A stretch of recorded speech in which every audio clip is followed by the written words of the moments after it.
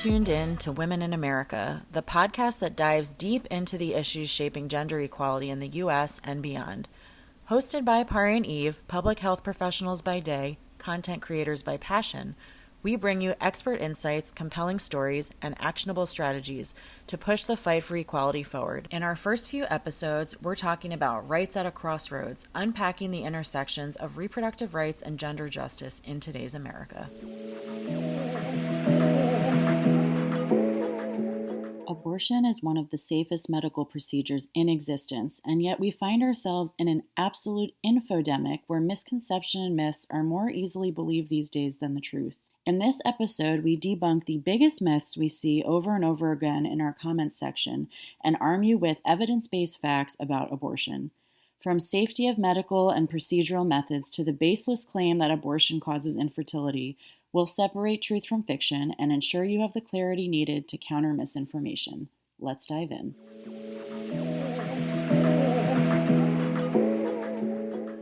So we have about 6 myths that we're going to quickly and fiercely debunk on this episode. And these myths were curated based on what we hear most commonly in our comments section, our infamous comments sections, and also what you and I hear on the news and during the last election cycle, because abortion is part of political rhetoric every day now. Unfortunately. So you're up first. The first myth is abortion is dangerous. I honestly think that this has been truly fabricated by the anti side. And when we say anti, we're talking about the anti-choice crowd. We use that word. And so I just wanted to explain what that meant. But I really think that's been fabricated because they want to be able to paint this idea of super dramatic stories. But the actual truth, the matter of fact, is that abortion is one of the safest medical procedures that exists. It is safer than pregnancy. It is safer than childbirth. Most people feel fine within a day or two, but that's not exactly lending itself to all-out media coverage story, right? It is super rare to have serious long-term effects on both your physical and your mental health. And in fact, actually, if we look at first trimester abortions, the rate of complications that we see in the US for first trimester abortions is less than 1%. Whoa. So yeah, 1% of all first trimester abortions go wrong. And even then, the most common abortion complication within that 1% is needing an additional procedure. So for example, if you've taken the abortion pills and then you need an additional procedure to evacuate perhaps any tissue that's left, that happens to fewer than 3%. So 3% off the 1%. So it's the smallest amount, and really doesn't sound that much different than having complications, less than when you have complications for major surgery or something else. Versus, and we talked about this in our last episode if you caught it, but compare that to the risk of pregnancy and childbirth, which if being pregnant was considered a job in the US, would be the 6th most dangerous job in the country. So really, you might be surprised to learn that the riskiest thing that a pregnant person can do is stay pregnant. Wild. Carrying to term actually carries far greater risk to your health than an abortion does. And of course, we're talking about safe abortions, okay? Safe abortions are abortions that are performed by licensed medical professionals in a clean and sterile, safe environment. There is a huge increase in the risk when you're now doing unsafe abortions, which is exactly what happens every time countries criminalize abortion, right? Because it doesn't stop people from having it. It just goes underground. And so we're talking about safe legal abortion. The risk is so low that it's not worth mentioning. And yet, I think about the ProPublica report and all that we learned about Amber Thurman's case and how, even though the scientists, the Maternal Mortality Review Committee, the doctors, the nurses all said that the reason she died was because she was denied abortion care, the antis are oh, no, the reason she died is because the abortion pills malfunctioned. And I'm no, there is literally no data or evidence to support that.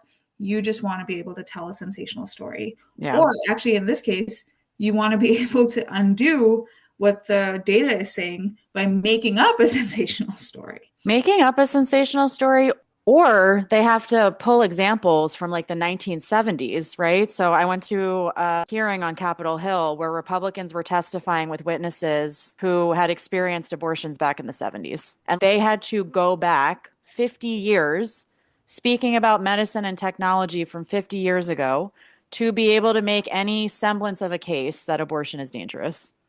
Yeah. It's almost as if medicine has evolved since then. What a What? coincidence. Yeah, and even also they like very conveniently ignore the fact that abortion was illegal in certain states within the 70s. So it's Right. we don't even know if these examples that they're pulling from are people who had legitimate professionals providing their care or they were just going underground or Right. There's a very specific definition of what a safe abortion is. yeah. And it's unlikely, given the legal landscape at the time, that these people that they're bringing to testify fulfilled that criteria of having a safe abortion. It's truly wild.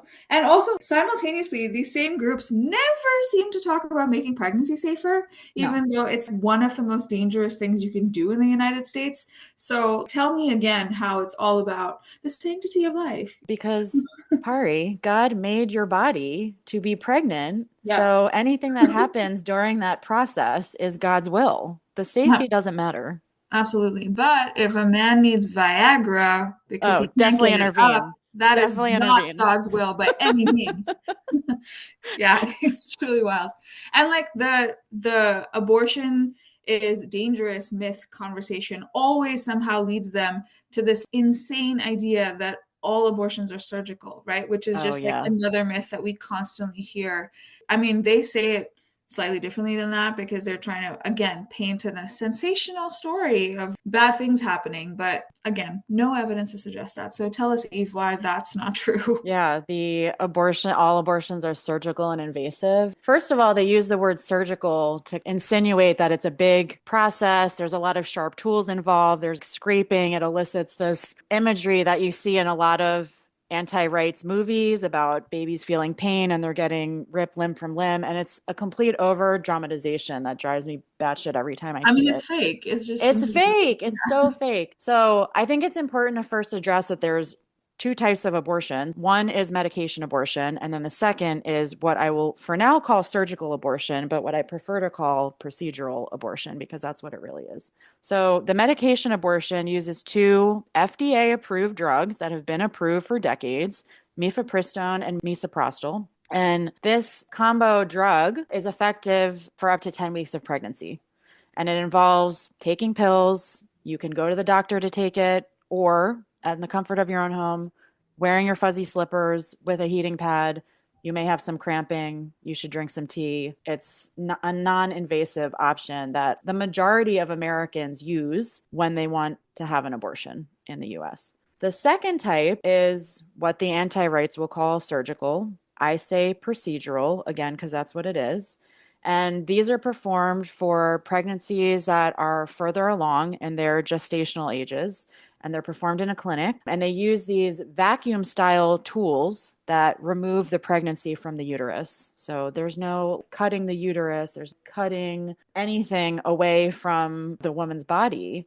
Surgical sounds intimidating, even procedural might sound intimidating, but realistically, it's minimally invasive. It takes usually less than 15 minutes. And it comes with, like you said before, very, very low risks. Both the medication and procedural abortion are safe and effective, and they're chosen based on the doctor's evaluation of the patient's condition, their personal circumstances, and the medical advice that the doctor provides. yeah. And once again, abortion is safer than most other common Safer. medication. It's Yeah. safer to use than penicillin. It's safer than Tylenol. It's Mhm. definitely safer than Viagra. It Safer has, than Tylenol, I know. which I get migraines, so I am taking Tylenol. I'm sure it's safer than Excedrin migraine, and my prescription migraine medications Yeah. It that I have has, to take every day. I mean, it has a lower complication rate than getting your wisdom teeth pulled. Ooh, It's which I so many, also had. right, so many And people in the US have had their wisdom teeth pulled, and we don't I actually had know what complications from my wisdom teeth being pulled. right, dry, The what was dry it? sockets, also Oh, like yeah. Okay. horrible. Is that the medical term? Just hearing that makes me want to gag. I don't know, but I think I told you I have been experiencing like severe dental issues as a complication of pregnancy. So fun. And Who so knew that? Speaking yeah. of pregnancy complications, it can affect your teeth. Yeah, so for those listening, I'm only a few weeks away from my due date, but one of the many, many, many complications I have been experiencing over the course of the last few months is that I've had like severe gum recession and bleeding, which frankly, maybe in my own ignorance, I didn't know was like something that was possible I did during not know. pregnancy. I had never heard of dental complications linked to Yeah. pregnancy. So I went to the dentist and he was really funny because he was like, before I got there, he called me, his office called me like four different times to make sure that I had permissions from my OB because yeah, they have to Oh, do oh my God. I thought you were going to say from your husband. I almost died. no, no, no, no, Okay, no, from your because they OB. have to do like the scans and stuff like that, right? So Okay. anyway, this is a long story, but I'll shorten it simply to say that I have now found out that as a grown adult, I have to get all four of my wisdom teeth removed. No. And obviously, he's like, you can't do this now because you're pregnant. And he was like, so you'll have to wait until after. And then he was like, but one of the drugs that we do for wisdom tooth removal surgery is oxy. So Oh you can't God. be breastfeeding if you're going through wisdom teeth removal surgery. So funny because people think of wisdom teeth removal as a standard procedure because of how often it happens. But even just him talking to me about it, it's like complication, complication, complication, even in terms of logistics. So he was like, Yeah. yeah, so we have to first of all wait. And secondly, you can't even have it immediately after you deliver because I mean I'm hopefully going to be able to breastfeed or at least that I would like to be able to do that. So he was like you need to only come when you've had enough time to build up a supply for at least a week because otherwise the oxy is going to be in your body for at least 4 days and you're going to be transferring it to the Dang. And baby your and I was like oh baby's my going to be god. high. Yeah. So anyway, my point is Yeah. simply like that's a wisdom tooth surgery, right? And right there, it's more logistically complicated already than an Having an abortion. abortion. Yeah. So So you're actually a great example for answering the next one. One of the what is myths, coming? one of the myths, I'm really interested to hear you answer this from your perspective as someone who is, are you 8 or 9 months pregnant? I am now 8 months 8 months. Okay. officially. Something we heard over and over during the election cycle Oh yeah. was that Democrats and blue states support 9-month abortions Mm. or execution after birth. Like, I mean, truly one of the dumbest things to have. Not to hate on Republicans, but do you think that would have flown in any other country in the world if people would No, have just been like, immediately get off the stage? Like, but just. I also just don't understand how when any regular person hears that, they don't immediately think, oh, there was like a delivery problem. I to me this is what's wild, right? Like Trump has said some truly egregious things, but when he said that, I was like, come on. Like Yeah. nobody must be believing this. And yet they do, and we know this because they're in our comment sections. Yeah. Let me just clear the air. Hmm. Clear it. 1% of all abortions in the United States take place after 5 months. Okay? Not even nine. We're not even talking about nine, we're talking about Yeah. five. Yeah. And those 1% are because of medically necessary complications that took place. The people who are losing their pregnancies past that point are not doing so because they were chilling and on vacation for the first 5 months of their pregnancy. Like, that's insane. There isn't even a single clinic in the United States that even provides abortion procedures that are not medically necessary within the ninth month. And Hmm. so the only real, let's be honest, the only Hmm. real executions after birth that are taking place in the United States are the school shootings that we seem to have every other week. Damn. Nobody seems to care about those because, once again, say it with me, it has never been about the sanctity of life and entirely about the control of women. And we know this to be true, and Trump knows this to be true, but he just made up whatever he needed to say, all this nonsense bullshit, and people fell for it. And I will never truly understand America for falling for something like that. It's his writers. They are able to just cling on to this wording that they know is going to resonate with people. But it's like crazy, okay? 1 month ago, that's all he could talk about. All he could talk about were executions after birth and people eating the cats and dogs. And then he won the damn election, and all of a sudden, nobody is being executed after birth or eating Yeah. cats and dogs He's anymore. also Like, he's wild. not talking about eggs anymore either. Like, what Right. about the eggs? Of course. Yeah. So I know we are point of this conversation is to bust myths, but I like struggle with even calling this a myth. It's just a blanket bold-faced lie. Like Yeah. truly, like it's not a misconception. I understand sometimes if people who are not informed or not spending their whole professional or academic career learning about this stuff, they might have questions about, let's say, okay, safety rates or things like that, or the other two topics we discussed. But this one is just a lie. Like Yeah. there's no myth here, there's no misconception. Like it was a fabricated thing that he created for his campaign and that somehow stuck, and it's disgusting. The reason why I find this lie to be so egregious because it truly like makes women out to be like these monsters just for trying to control their own decisions, Well, right? monsters or like making these decisions flippantly and just on a whim. You were saying they act like women are just off on vacation and suddenly decide they don't want a pregnancy anymore, which is not Yeah. true. And then that leads into conversations where Republicans will pull out examples of women who regret their abortion after the fact, and they use them as examples of how then it shouldn't be allowed for anybody, when really every woman's experience is unique. You can regret it later, but that doesn't mean that that's true en masse.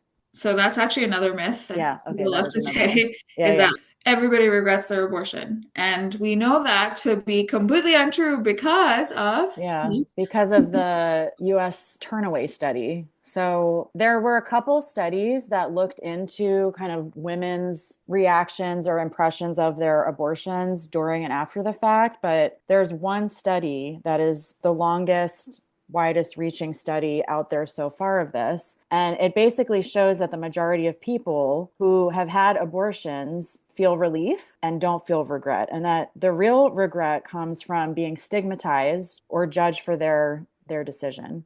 And that's what the collective of these studies, this research has shown.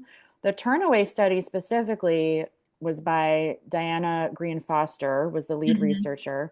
And she followed 1,000 women across 30 health clinics across the country for, I think it was 5 years. And 10 years. Was it 10 years? Okay, 10, great. Even more data. So they followed two cohorts of women. One, women who went in intending to have an abortion and got one. And then a cohort of women who went in intending to have an abortion and then were turned away, because it could have been any number of reasons, but I think the most common one is that they were too far past the gestational age that the clinic could provide the procedure. So everybody wanted an abortion, and the cohorts were divided based on whether they were granted one or denied one. Yes. Yeah. Of the people who chose to have an abortion, 95% reported that it was the right decision for them when they were interviewed over the subsequent 10 years. Of the people who had abortions, there was also absolutely no evidence of mental health problems, depression, anxiety, any of that following the abortion that they went in, wanted, and had. It was very different for the cohort of people who were turned away, who were not able to have the abortions they went in for. And the consequences of what happened to this cohort was severe physical and mental health challenges, economic hardship, lack of support from family, community, from partners, and general insecurity. And then the last thing I'll say on this study is that it found that people who sought out and got the abortions that they wanted were more financially stable. They set more ambitious life goals. The majority of people, or a third of people who have abortions, already have children. And so these people were able to continue to raise their children under more stable conditions. And they were more likely to have children that they wanted later. So all positive things for people who are able to have wanted abortions, and all negative things for people who are denied wanted abortions. So this idea of people regretting their abortions is a total lie. Yeah, and I think that, we earlier we talked about sensational stories. I think that what happens is like if the antis find somebody who's willing to say that they did regret theirs, they blow it up into this like, oh, this person is representative of the entire universal experience with abortion. And it's like, no. We literally followed women for 10 years. Yeah. I don't have a good reaction to amoxicillin, but that doesn't mean that you shouldn't take amoxicillin. Right. So, like, I am by no means invalidating the experience of women who have had abortions and regret it. That is an entirely fair reaction if circumstances lead you to feel that way. But that doesn't give you the right to tell other women that they should regret their abortion or that they shouldn't have one.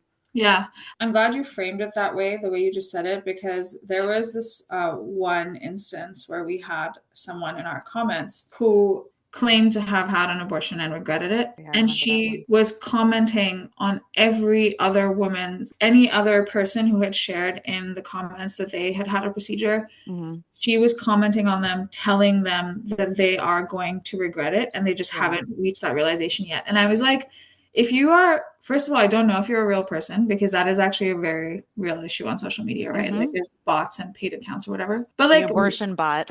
Yeah, but like what kind of person do you have to be to have that kind of a thought process to like go tell other women, oh, well, the only reason you aren't regretting it yet is because you haven't come to your senses. Like, oh my gosh. Yeah. When research and science says otherwise, that women do not react that way en masse. I mean, the nerve. Yeah.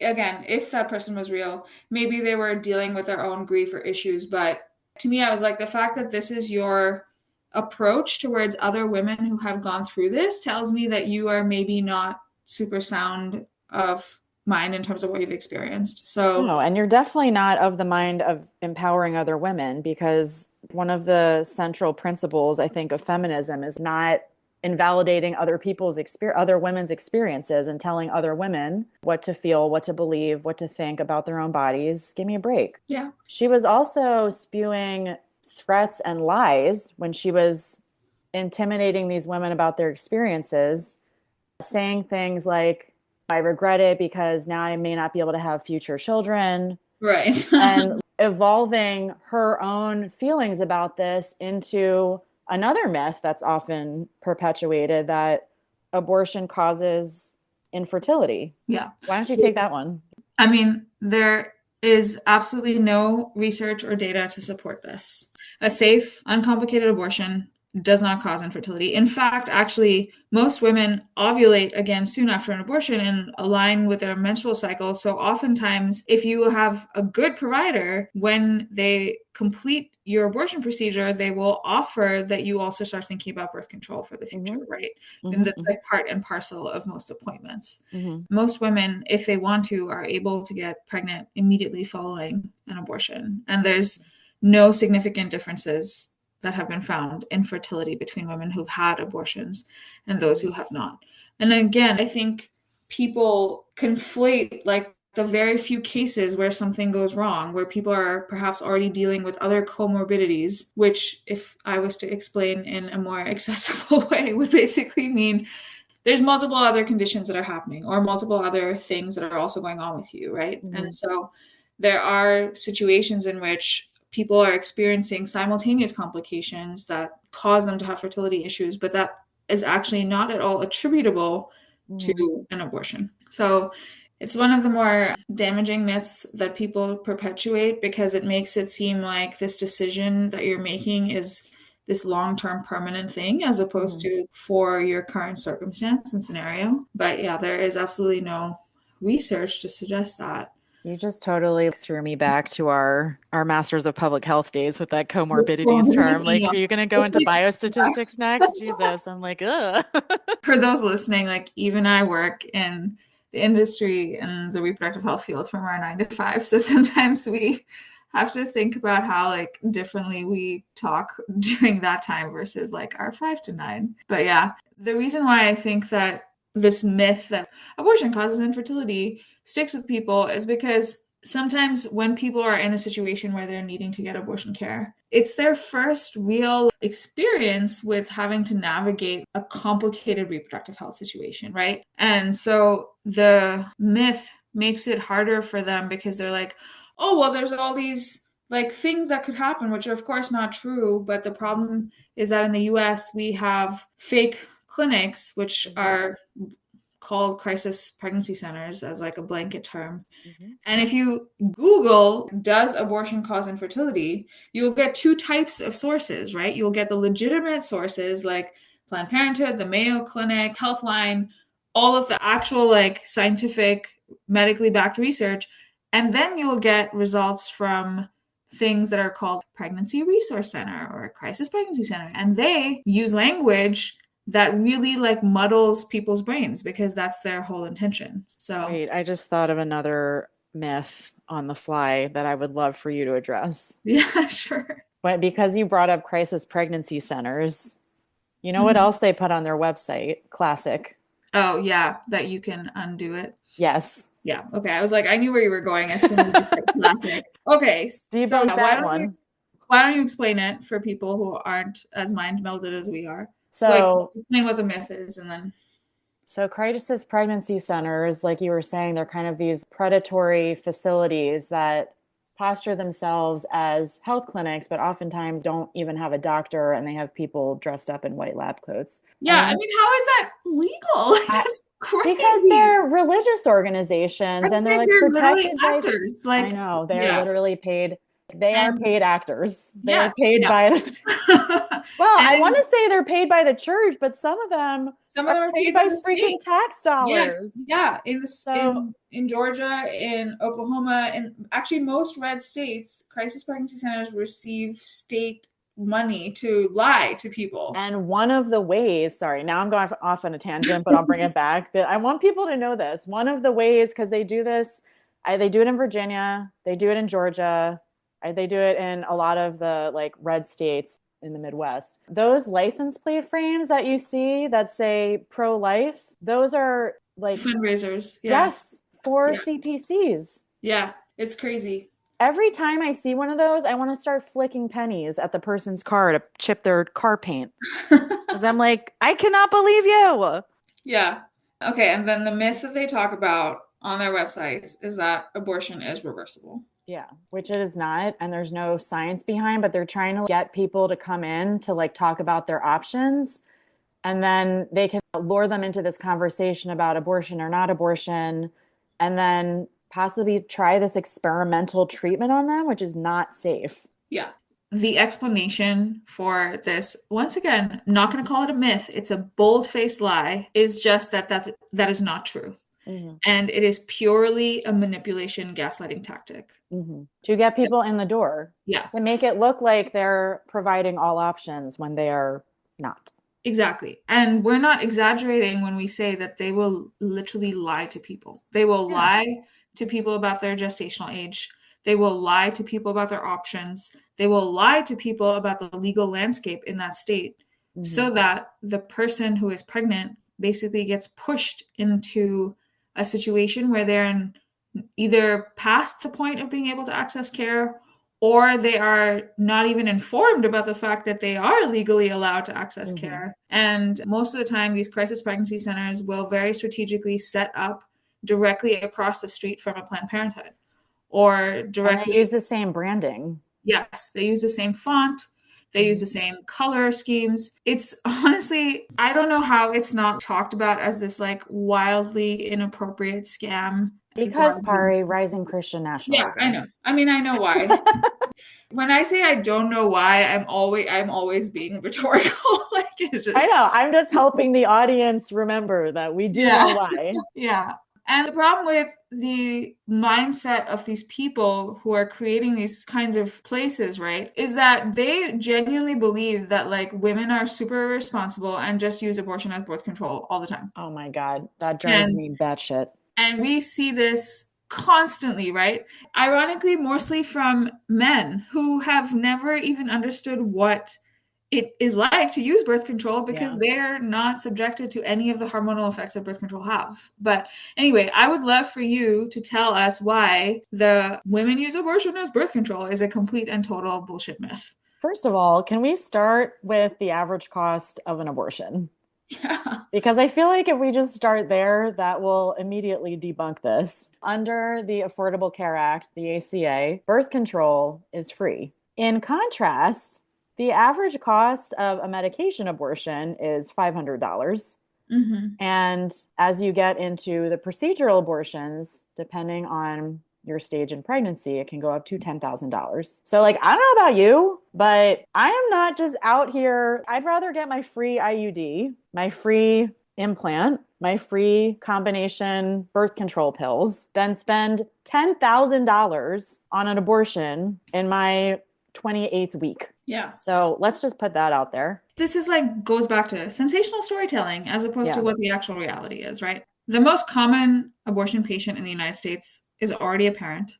They're in their 30s. They just don't meet this bill of what people think is happening. They're always like, women are out there. I hate to use this language. People in our comments will say this all the time. If you just kept your legs closed. And I'm like, the irony of this is that women are subject to extremely high rates of sexual violence in this country. 1 in 4 women in the United States will experience rape during her lifetime. And somehow it is women's fault that that's happening.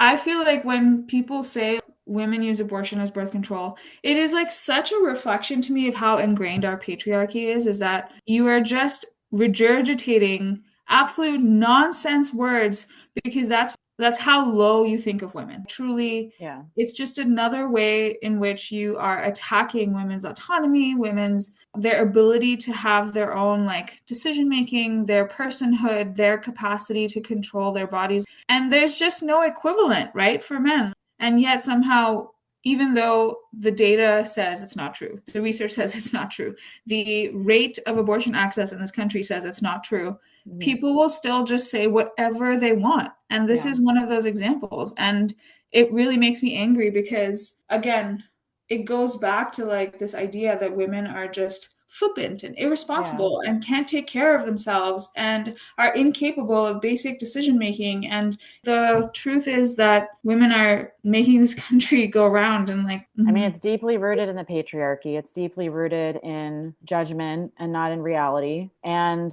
I think it's important to reiterate that people seek abortions for a variety of reasons, because they're financially unstable, because they have health risks, because they have other personal circumstances that are none of your fucking business, and they're just not ready. It's a deeply personal decision, and reducing it to just using it as birth control is not only inaccurate, but it's very dismissive of women's needs. And if we consider our current political landscape, why the hell would any woman risk that? It's crazy. Today's episode gave us the tools to fight misinformation with evidence and empathy. Next time, we'll look at how abortion access, or the lack of it, impacts economic opportunities and workplace gender equality. Until then, keep questioning, keep learning, and keep advocating.